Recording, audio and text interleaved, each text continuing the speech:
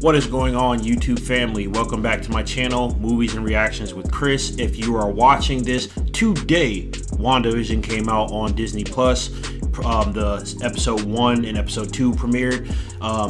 So I watched it. I was gonna do a spoiler review and a spoiler-free review, but I just decided, you know what? I'm just gonna put out one video. This is gonna be spoilers. If you don't want to know spoilers about this, I'm not gonna go in depth from the start of the episode to the end of the episode. Each episode is about 30 minutes long. I'm just going to talk about the main plot points, and I'm going to give you guys my theory at the end, what I think. I have yet to see anybody give their theory, so I'm going to put my theory out there at the end of this video. So with all of that being said, let's get into it.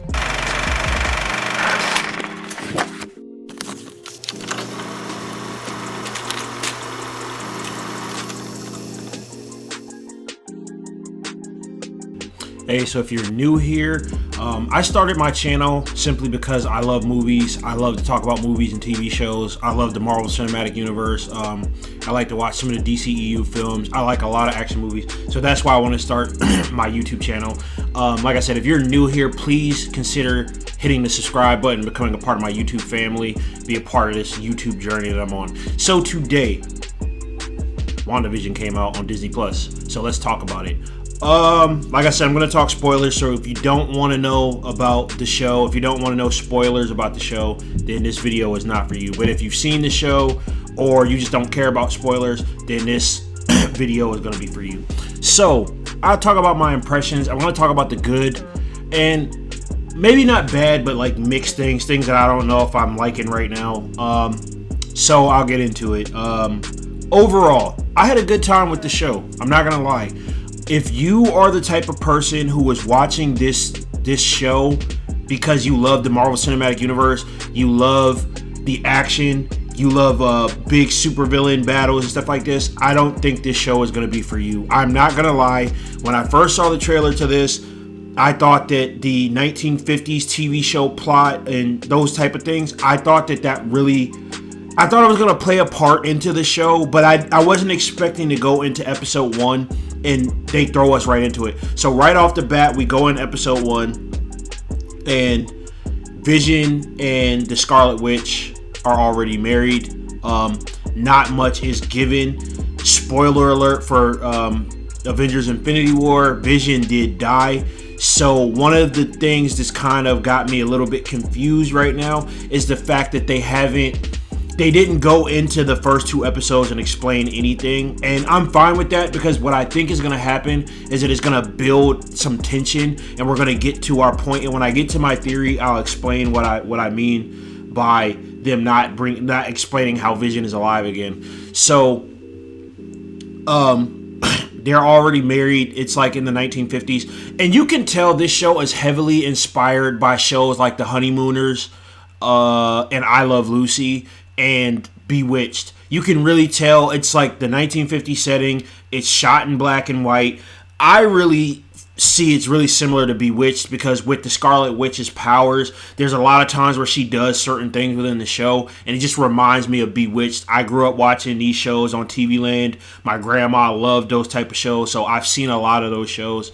So I thought it was a breath of fresh air. I'm not gonna lie. I enjoyed the black and white stuff. I even thought there was a lot of times watching this, me and my wife were sitting there, we looked at each other, and we just busted out laughing. There's a lot of laugh out loud moments, and it's a little quirky. I enjoyed it. But like I said, if you here to see Vision and Scarlet Witch kick butts and take names, I don't think this show is for you, because this to me comes off as more of like a comedy suspense, because there's a lot of comical things. It's a sitcom. Episode 1, they kind of, again, I'm going to touch on little spoilers. I'm not going to talk about every play-by-play. The situation for the first episode, we're introduced to them as a married couple. One of the things that really happens is when Vision goes to work or is going out in public, I'm not sure if it's Wanda who does it or if it's him who. I think it might be Wanda. He has the suit, like a regular business attire suit and stuff, and then you see Vision's like his robot head and all that, and then when he goes out in public, he automatically like becomes human again, and it's Paul Bettany who portrays the character who did the voice of Jarvis. So I like that dynamic. I really do, to see more of not just him, but to see him in human form. I think it's really cool. It's really enjoyable, and I really like it. And it's really funny. Like I said, there's a lot of laugh out loud moments.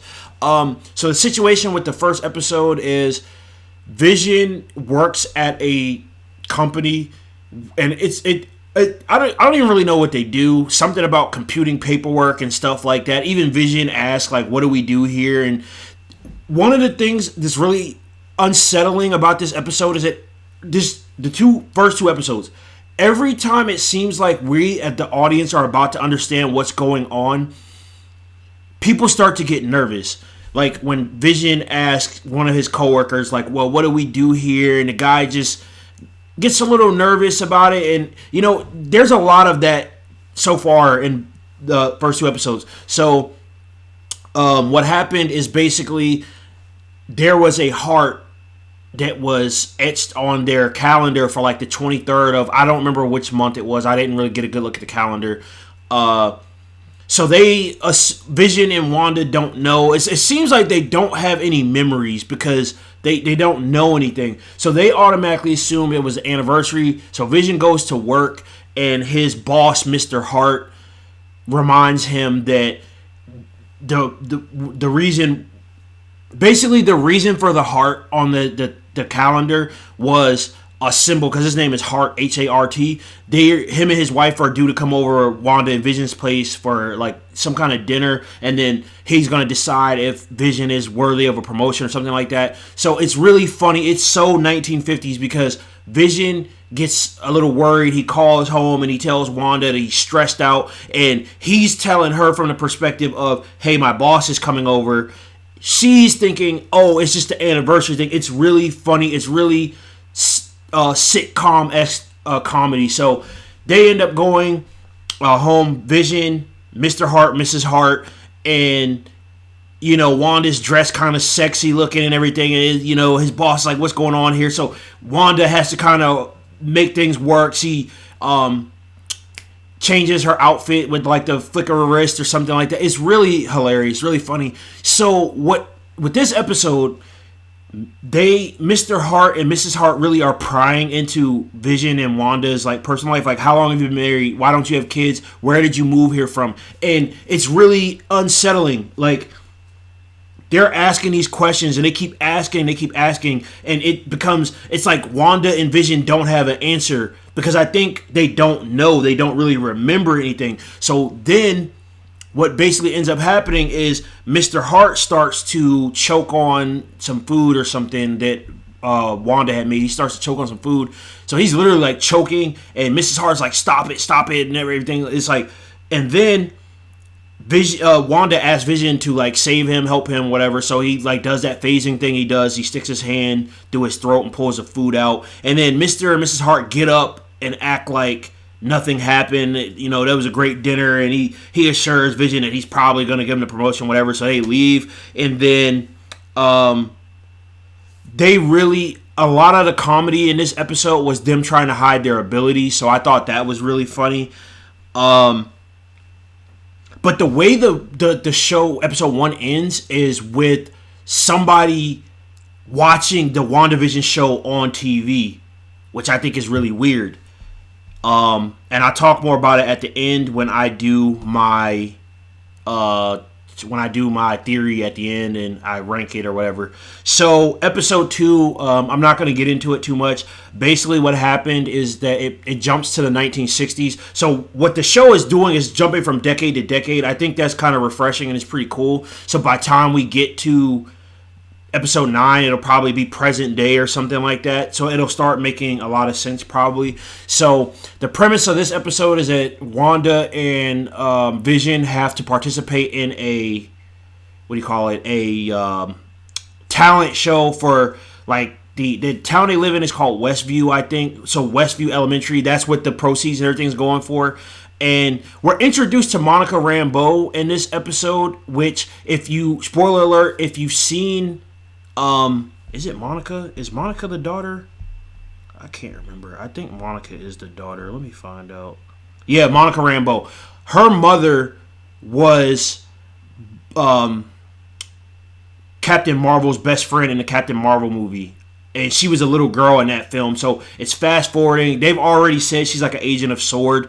I'm not going to spoil what S.W.O.R.D. is because it's been a while since I read the comic books and everything. So I need a refresher myself. So she's there, but she's under the premise of somebody named Geraldine. So I think she's there spying or something like that. I don't know. I'll get into that with my theories. So what happens, like I said, with this episode, Vision goes to hang out with some of the guys, and because he's a robot, he doesn't really have internal organs, stuff like us. So somebody gives him a stick of gum. He swallows it, and it messes with his function. So he's doing funny things. He's walking funny. He's not acting like himself. They go to the talent show, and they're doing a magical act. So Vision keeps doing real things like using his powers to fly and stuff like that, and all of that good stuff. So Wanda has to kind of like undo what he does. So like when he goes to like fly, she does a little magic and makes it so that there's a string coming out of his back. So that's really cool.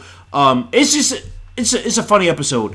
So with this one really gets uncomfortable because, like I said, one of the things that's really prominent in the first 2 episodes, and I think will be prominent all the way till we start to understand what's going on, is that every episode there comes a moment where we start to get answers to what might be going on or clues to what might be going on. And then something crazy happens. Like in this episode, there was a mother who was dealing with Geraldine, Monica, and Wanda.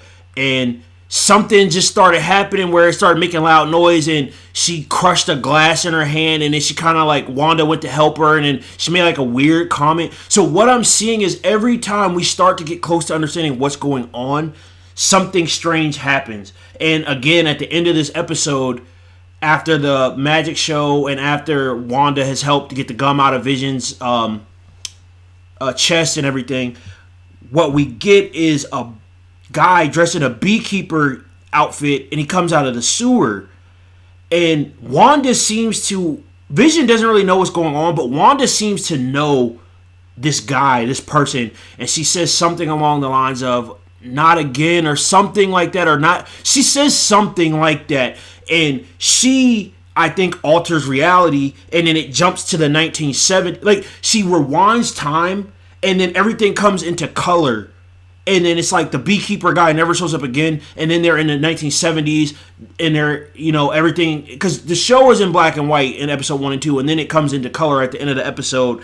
And you hear a voice on like a radio or a call or something that says, "Oh, Wanda, who's controlling you, Wanda?" So it's really crazy. So I talk about the good and the bad. I think it's funny. It's a breath of fresh air for me. I like that they went with the comedy stuff, and I ultimately have a good time. It's a little weird. It's a little weird, and to an extent, I'm a little disappointed, but not so much. I'm a little disappointed because this starts phase 4 of the Marvel Cinematic Universe, and for me, it's action, fights, villains, that type of stuff. But because I know that this is building to something, I'm not so disappointed because I think we'll get to the action. I think we'll get to that stuff. So I'm not that disappointed. It's not something that I'm really mad about. I'm not put off by the show. The bad / mixed, I guess I'll say. Because like I said, I don't think it's a bad show. I think the overacting a little bit. Like sometimes like Paul Bettany seems to be, I think I like his performance. With Elizabeth Olsen's performance, sometimes it just seems a little bit over the top. It just seems like she's really trying to be like Lucille Ball from I Love Lucy. So I have discrepancies with that. I don't think she's a bad actress. I think she's one of the best in the Marvel Cinematic Universe. I really like her as Scarlet Witch. I just think it's a little hokey at times, but I think that's due to the writing. I don't think that's her fault, but it just comes off as over the top sometimes. Some of the background characters, I'm not gonna lie, like I'm not a fan. Like I like I Love Lucy, Bewitched, those type of shows. Yes. Would I sit down and watch them ever again? Probably not. I mean, I was a little kid growing up around my grandma, and she would watch TV Land, so I would see those type of shows. So it's funny, but it's it's got to pick up the pace for me. And hopefully, as they jump through the decades, the hokiness of the 60s and the 50s will go away and we'll get more into more modern. And maybe the performances will get a little bit better. Because, like I said, I like Paul Bettany. I like Elizabeth Olsen. But the hokiness a little bit is getting me. So, my theory. This is my theory. I have two, really. And I don't know whether I want to give you my first theory, then my second theory, or then combine them. I'll put it to you like this. This is my first theory. My first theory is that this is a nod to the House of M storyline from the comics. Anybody who knows, the Scarlet Witch basically created a alternate dimension where mutants reign supreme. Like, even Spider-Man was considered a mutant, and then when they found out Spider-Man wasn't a mutant, all hell broke loose for him because he was like a big celebrity and everything. So I think that's where this goes, where it's going, because of the fact of when Wanda recognized the beekeeper guy, she changed the reality, and I think she was the one who ultimately made it go from the 60s to the 70s and everything came in color. That's what I think. I could be wrong. My second theory is that somebody is making her do it. And I kind of feel like that's why I say my first theory, my second theory, I think are combined some kind of way. Because little things happen. You hear little radio static noises and things, and people act oddly. Like Monica Rambeau's character acts a little odd at times. Some of their background characters, like in the town of Westview, they act a little weird. Like with Mr. Hart and Mrs. Hart, they kept asking the questions. Why did you, like, when he was choking, Mrs. Hart just kept saying, stop it, stop it, stop it. And it was like a script. It was like a robot. It was, you know what? This is what I'm going to compare this to. And if you've never seen the Justice League animated series, you won't know what I'm talking about. But if you have, you know what I'm talking about. There was an episode of Justice League, the animated series, where I think everybody but Batman and Wonder Woman, I think, yeah. So Green Lantern, Martian Manhunter, Flash, Hawkgirl, and I said Martian Manhunter, Green Lantern. Was Superman there? Maybe it wasn't. Maybe it was everybody but Superman, Batman, and Wonder Woman. Yeah, I think those three. So it was just four of them. So they somehow went into an alternate reality where the Justice Society of America, or that's what they were implying. They weren't called a Justice Society, the Justice Guild or whatever. They were inspired by the Justice Society of America. And what ended up happening was that they were in this alternate reality where with these superheroes who had died in like real life or something, like they had died, or no, they didn't. Okay, they weren't real life characters. The comic book was something Green Lantern read as a kid. So in the real world, their real world, the Justice League, one year they stopped production of the comic books. They never came out anymore. What ended up happening was that in the new reality that they were in, the Justice Guild had died defending America from a nuclear attack. So that's why in the real Justice League world, the comic book stopped. So that's what this feels like. It feels, because in that, the people in the town that the Justice League and the Justice Guild were in at the time, they were real people who got sucked into this reality where they had to, like, the ice cream man never stopped, phones ring and nobody ever answers. It was that type of stuff. That's what this feels like. Some of these background characters, they're just there and they're just doing weird things, and it's unsettling at times. It's funny, but then something happens where we get close to starting to understand. Like I said, we see the beekeeper guy, or we hear static and people asking Wanda, who's controlling you, and this and that, and then something changes. So that's what that feels like with these characters. It feels like they're just there because there are characters that are going to appear, like Monica Rambeau, who's already appeared in episode 2, Darcy Lewis from the Thor movies, and Jimmy Woo from the Ant-Man and the Wasp. These are real characters we know are in the MCU. So I don't know. My theory is that somebody has Wanda doing these things, and maybe they're controlling it, and maybe she's the one who's altered reality, because Vision is dead in the Marvel Cinematic Universe. He had to come back some kind of way. So that's what I think. And then ultimately, I'm going to give you like 2 shot-in-the-dark theories that I think are far-fetched, but I think could be true. Wanda is going to play a big role in Doctor Strange in the Multiverse of Madness, which releases in 2022. Some people have speculated that she's going to be the villain, the multiverse. She has those type of capabilities to create a multiverse, which is what I think is happening here in WandaVision. So, my theory is that this show is going to have ramifications for Doctor Strange into the Multiverse of Madness. Maybe we're going to find out Vision is really dead and he can't come back, and she's going to snap and lose it, just like in House of M when she found out her reality was created. It wasn't real. It wasn't the actual reality she was from. She snapped and she lost it. That's what I think is going to happen here, and then she might be the like. I don't think she's going to be like a ultimate evil, but I think she might end up being an antagonist to Doctor Strange. That's what I think. My other theory, which is kind of shot in the dark, but I think is going to be true, I think that she's going to be the reason why the Fantastic Four and the X-Men come into the Marvel Cinematic Universe. Because one of my biggest things about now we know they're coming, where were they at when Thanos and the Infinity War and everything was going on?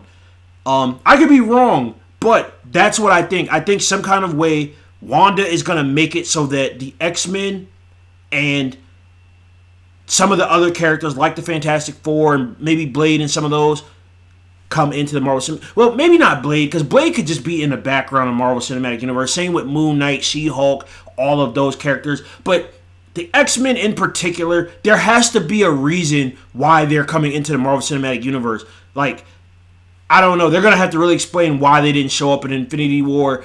That's what I think. I think Wanda is going to be ultimately responsible for bringing them into the Marvel Cinematic Universe. I could be wrong. That's my shot in the dark theory. So what do you guys think? Have you seen WandaVision? What do you think about it? Are you like me? Do you enjoy it? Because I know a lot of people, this is not going to be for everybody. Falcon and Winter Soldier, that's the show that I was most anticipated for. This one was just kind of on my radar. Marvel Cinematic Universe, I'll watch it. But I'm having a fun time with it. And ultimately, I think this is going to be like a puzzle. As we go through each episode, we're going to get closer and closer to understanding why the things are happening in the season are happening, why what's going on is going on. So ultimately, like I said, my theory is that Wanda has something to do with this reality. But somebody is making her do it. She's being controlled. Maybe she's being tied down to some kind of machine, or she's having a dream. I don't know. But you guys let me know. Comment below. Let me know what you think about this show. Is it something you enjoy? Were you looking forward to it? Or are you like me? You just can't wait to see Loki and Falcon and Winter Soldier. So ultimately, to wait a year and a half with the Marvel Cinematic Universe, the last film with, I think Spider-Man Far From Home was like the last Marvel property. So jeez, yeah, almost a year and a half. I'm excited. I'm glad the MCU is back with Phase 4, and I look forward to see where they go with this one. So I'll catch you guys in the next video. I'll be talking about Friday 13th Part 6, Jason Lives. I was supposed to drop that video on Friday. Unfortunately, I wasn't able to get to that, so that'll come out Saturday. So I'll catch you guys in the next one. Be safe.